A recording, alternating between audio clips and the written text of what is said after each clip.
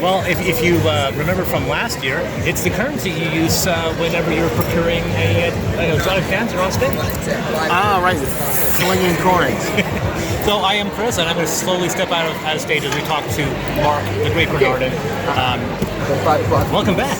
Thank you. No, it's good to be back. It's good to be here. Yeah? Yeah. Enjoyed it. Once again, light flight, easy going. Now this is all old hat. It is all old hat. This is not my first rodeo up to Prince George. But yeah, no, it went really well. Smooth sailing. Had a good day today. Yeah.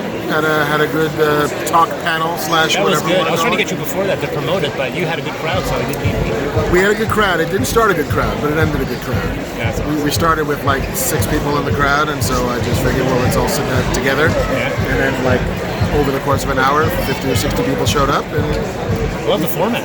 yeah, Nice. we broke an episode of TV. That was really good. It felt like you were almost in that.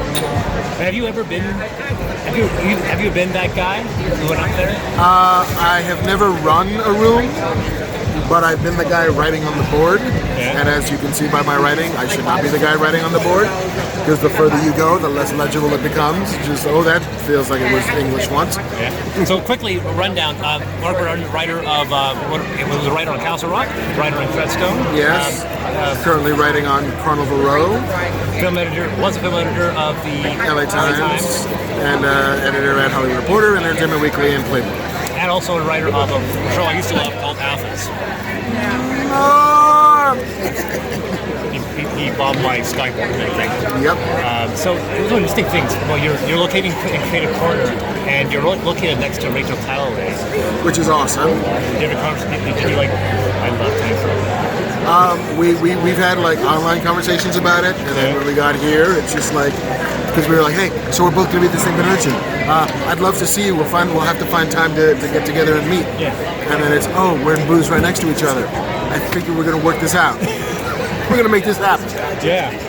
And also Sarah Shack, who's at the end here, when we had our Fat Man Beyond last year, and I mentioned, what really a watershed moment for me, not so much for you. I got to be a question. It didn't be a question. It turned into. I didn't lose my face. I got to ask a question about.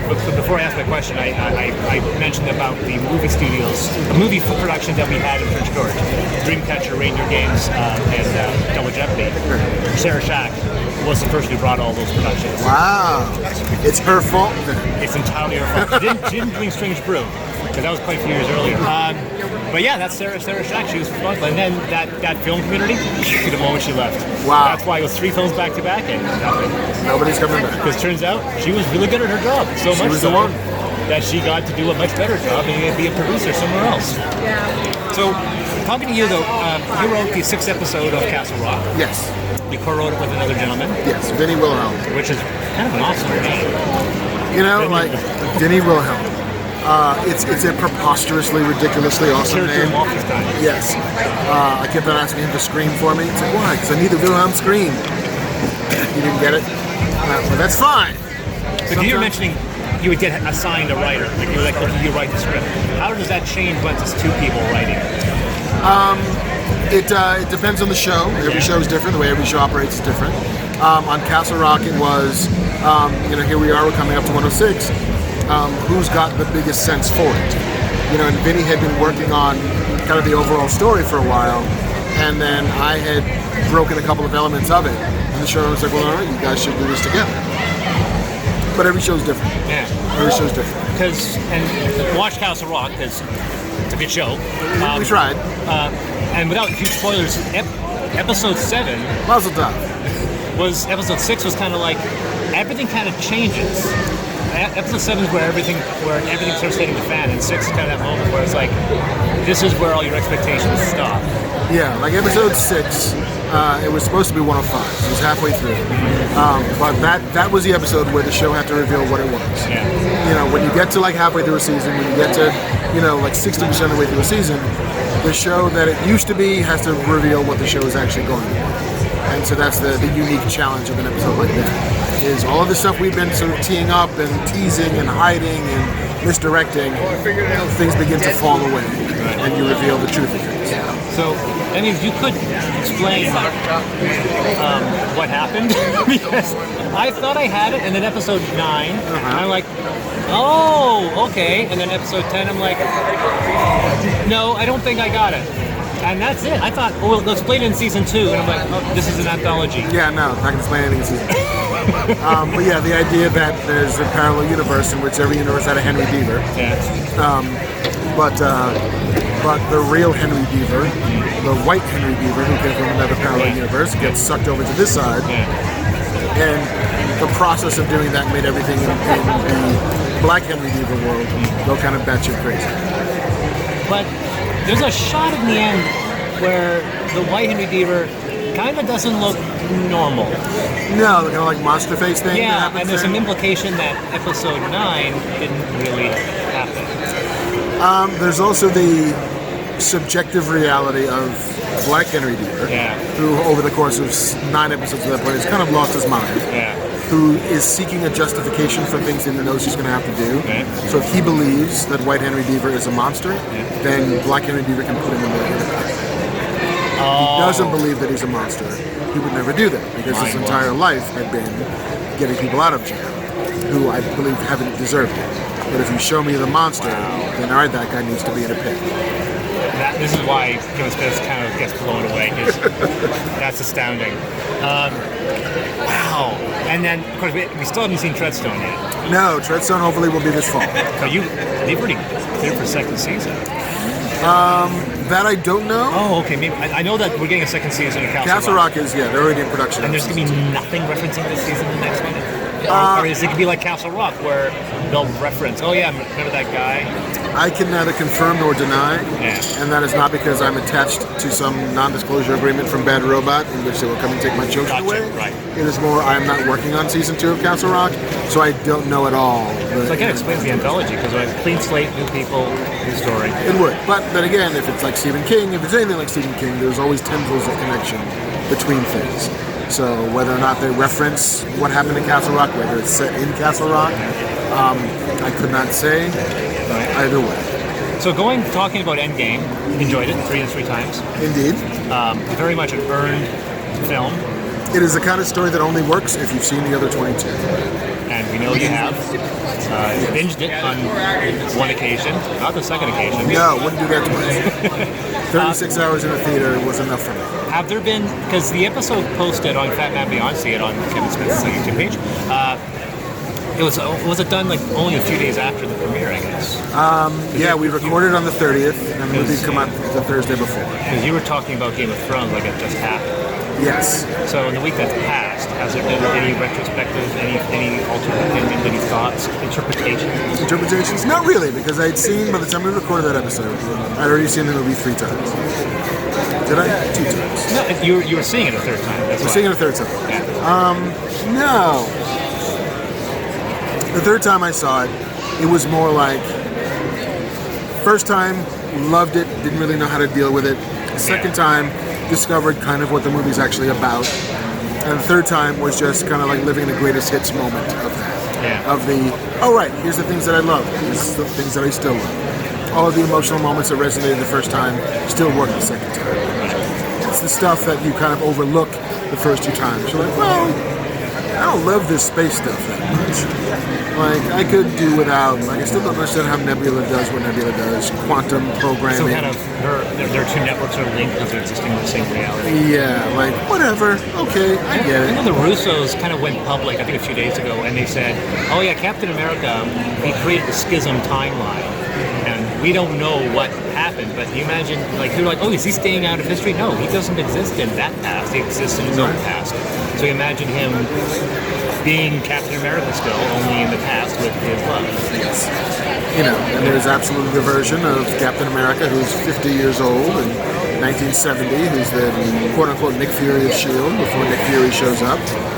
Sort of great temples, maybe the eye patch, like, that would kind of be awesome. That would kind of be awesome. So, last year, I asked you a question.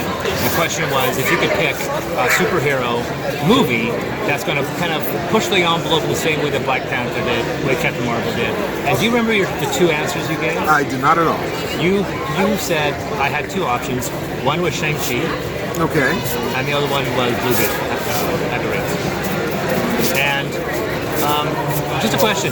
What 2 films are in production now? Because I do believe we are getting a Shang-Chi. We're definitely getting a And we're Shang-Chi. getting a Blue Beetle. I didn't hear about Blue Beetle. We're getting a Blue Beetle? Yeah, it was confirmed last November that they were developing a Blue Oh, Beetle. wow. Then my powers should be used for good only and not evil. So, Obi-Wan, look through your lens. Look the Palantir Gandalf. What would you say now would be the next? Now that those two options are being made. The next two. You can't say Alpha Flight because that was Kevin Smith's answer. Yeah. Let me see. Two movies that will push the envelope in one direction or another. That are not Shang-Chi or... I feel like...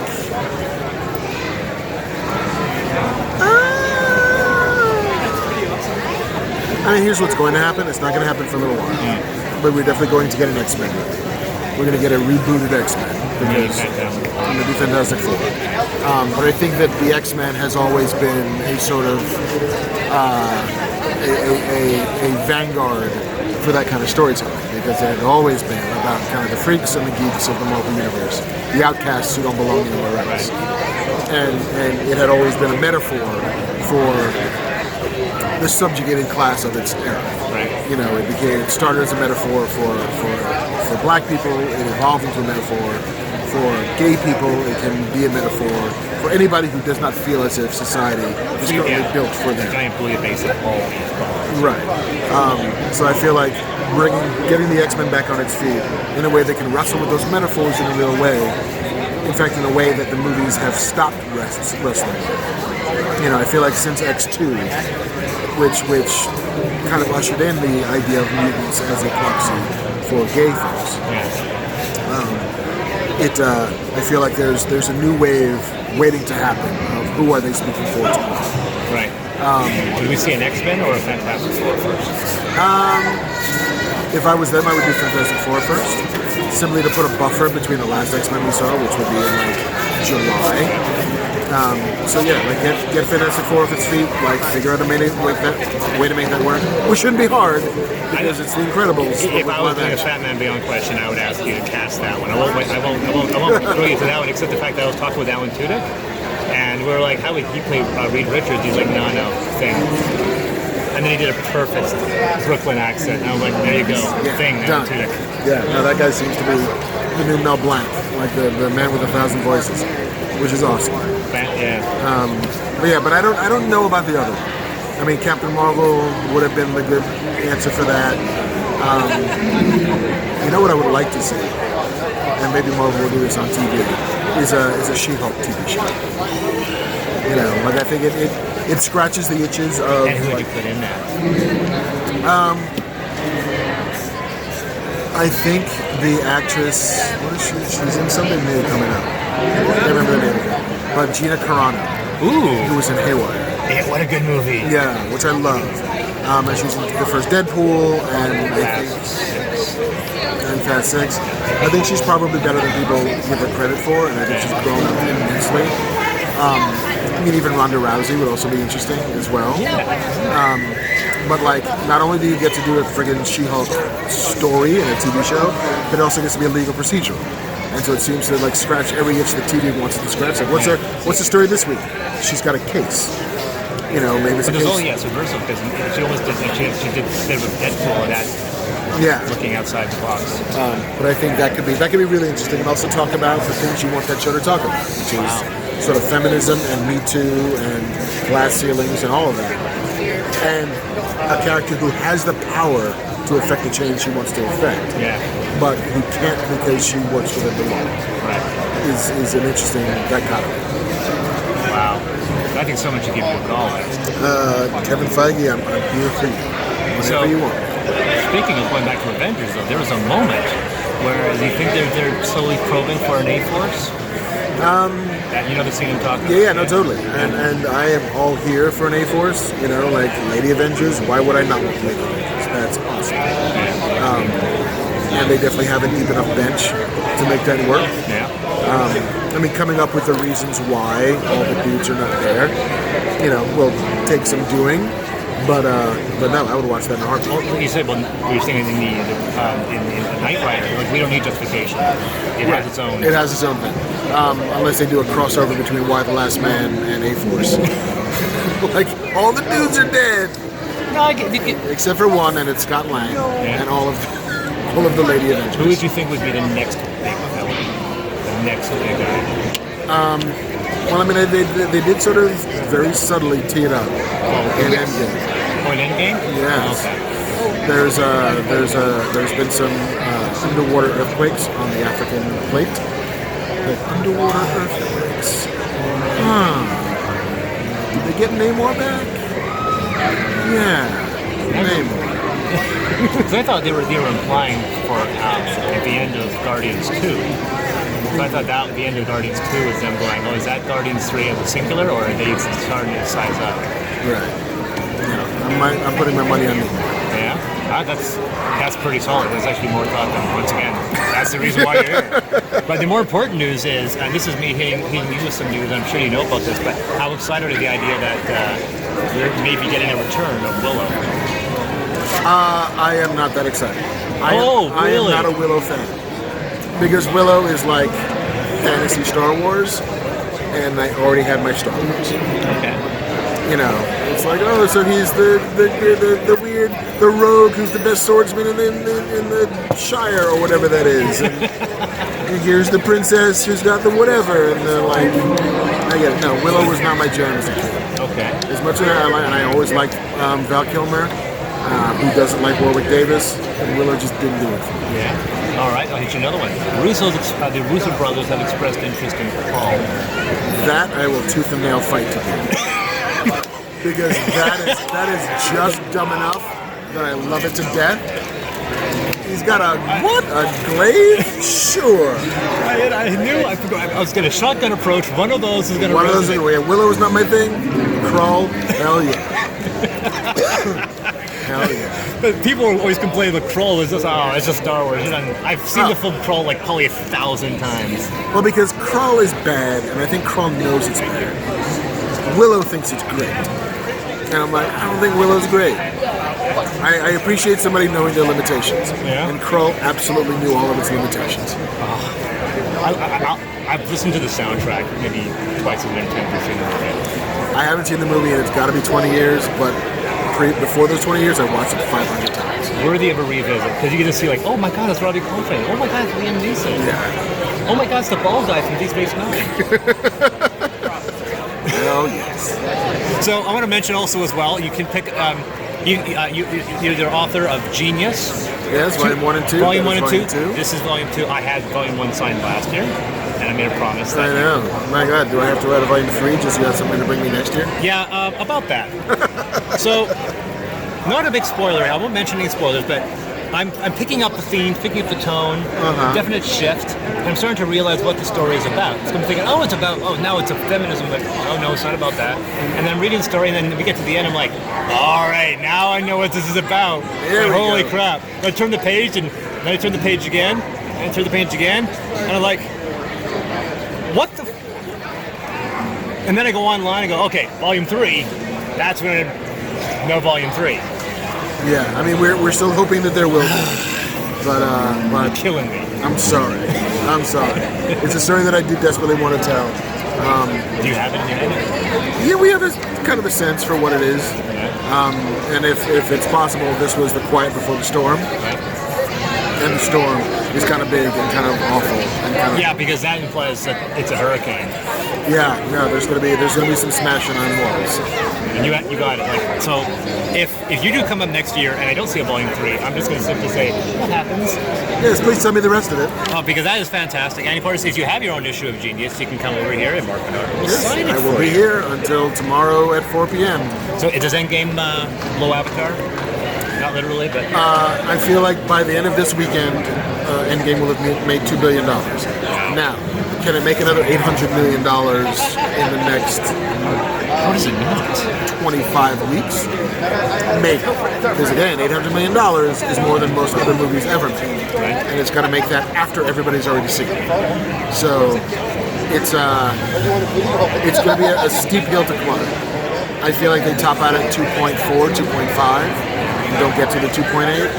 But I don't know. Because that's what Avatar had. Avatar had staying power. Yeah. I remember seeing Titanic opening day, and then I couldn't see it for the next 3 months. Yeah, no, Avatar became the thing that you took your mom to, that your mom took her friends to, that her friends took their kids to, that their kids took their grandparents to, and it was in the top 10 for something like 30 weeks. Is it special, like, to engage with people like that and have those people to see how much of an impact you have? It is profoundly humbling in a way because, you know, I never in a million years did I expect that this would be my life. You know, like, I'm a writer. I want to write things. It was never like I want to be on camera. I don't want to, like, it was never an ambition of mine. You want to be a face. Didn't ever imagine that would be a thing. And so to be able to do a podcast that is just super fun to do and have a blast and make a little bit of money doing it, but then to have people respond to it the way they have, and for having to mean something to people, is a kind of special that I could not have foreseen. Because for me, and fucking listen, cheered up there, because for me, it's just sometimes you realize you make a conversation with someone and you say a few things in passing and you don't realize the kind of impact that has. So like me, the week after FanCon, I proposed to my girlfriend, and she's still my fiance, thankfully. Well played. Well played. There was a talk about doing it live on stage, and she told me she would kill me if I did so. Good so man. I slipped a ring inside a board game. Aww. Right? Very nice. And she thought, this is an amazing component. I didn't realize they included rings. And then 2 months later, I quit my job. And I wrote full-time. I'm writing Wicked Ways of Vamp with Northern FanCon the production design. That's awesome. I have a film that hopefully Palingenesis will be working on. I have a Kickstarter for my book, a D&D book. Because somebody likes D&D, and listen, I do. I love D&D, and I love really bad for you food. So it all comes together. Have you tried the local food yet? Yeah, I went to Crossroads last night. Last year, did a couple of different places, but It was pretty good. Karaoke, I know you don't do spicy, but karaoke is pretty so. yeah, and I've heard some raves about D&D up here, even though I'm not an Indian fan. But rock on. But yeah, so it's one of those things for me. Like I've been unemployed for like all of this year, and it's one of those things where I have to try to break my neck. And it was a conversation like with you, and conversation and listening to Kevin speak. I'm like, I can't be in retail anymore. I have to make that push.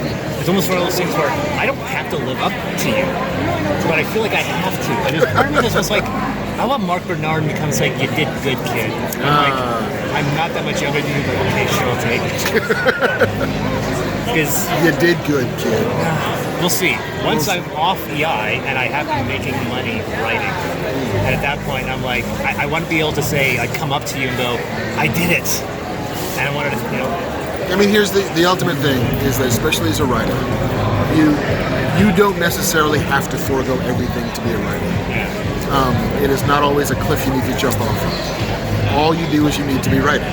And you need to be writing things that you're proud of, that you sense that you're getting better at, and that you can believe in.